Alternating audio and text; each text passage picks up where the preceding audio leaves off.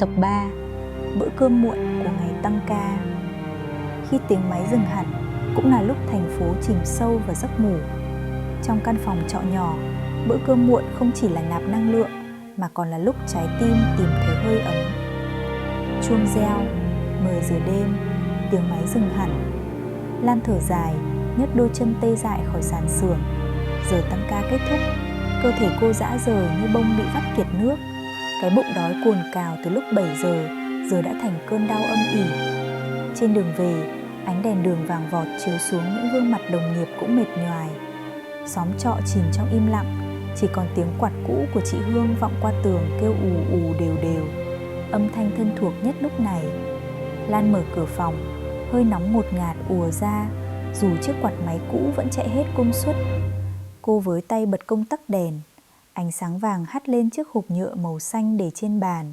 Bên cạnh là màu giấy gập vuông vắn. Chữ chị Hương thân quen. Em ăn tạm bát cơm này, chị nấu hơi nhiều.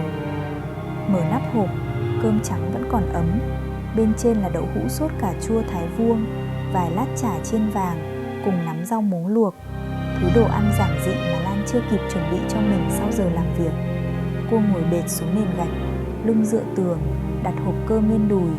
Hơi nóng bốc lên mặt. Một cảm giác lạ ùa về, không chỉ là no bụng. Vù ù ù, tiếng quạt cũ rền rĩ, gió thổi tóc Lan bay nhẹ. Cô nhớ lại chiều chủ nhật trước, tiếng cười hai chị em vang trong căn phòng nhỏ, chén trà nóng và câu chuyện về quê nhà. Chị Hương không chỉ cho cô chiếc quạt, mà giờ còn là bát cơm muộn. Sự quan tâm ấy giản dị như chính món ăn, nhưng ấm áp vô cùng. Lan ăn từng muỗng chậm rãi. Đậu hũ mềm thấm vị chua ngọt, chả giòn thơm mùi hành, rau muống giòn sần sật. Mỗi hương vị như xoa dịu cái mệt đang đóng băng trong từng thớ thịt. Cô nhìn ra cửa sổ, phòng chị Hương đã tắt đèn. Chị hẳn cũng mệt sau ngày dài, nhưng vẫn kịp để phần cơm cho cô. Nghĩ tới đó, lòng Lan trùng xuống. Tình người nơi đất khách đôi khi chỉ là bát cơm còn hơi ấm, không cần lời hoa mỹ. Bỗng điện thoại rung, tin nhắn mẹ. Con đã ăn tối chưa? Nhớ ngủ sớm. Lan mỉm cười, đôi mắt cay cay. Ở quê, mẹ cũng thường dặn dò như thế. Giờ đây, nơi xóm trọ này, cô có thêm một người chị yêu thương lo cho cô bữa cơm tối. Cô đáp lại mẹ, con vừa ăn xong mẹ ạ, cơm ngon lắm. Rồi cô nhắn thêm cho chị Hương, cơm ngon quá chị ơi, cảm ơn chị nhiều. Ăn xong, Lan rửa hộp thật sạch.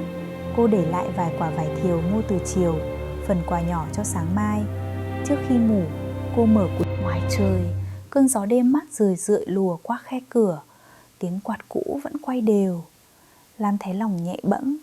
Mệt mỏi vẫn còn đó, áp lực công việc ngày mai vẫn chờ. Nhưng bát cơm muộn đã tiếp thêm cho cô điều gì đó ấm áp lạ kỳ. Cô hiểu ra rằng hạnh phúc của người xa quê đôi khi giản dị đến bất ngờ. Là bóng ai đó vẫn đợi đèn nơi phòng trọ, là chút thức ăn còn hơi ấm, là lời hỏi thăm không cần đáp lại.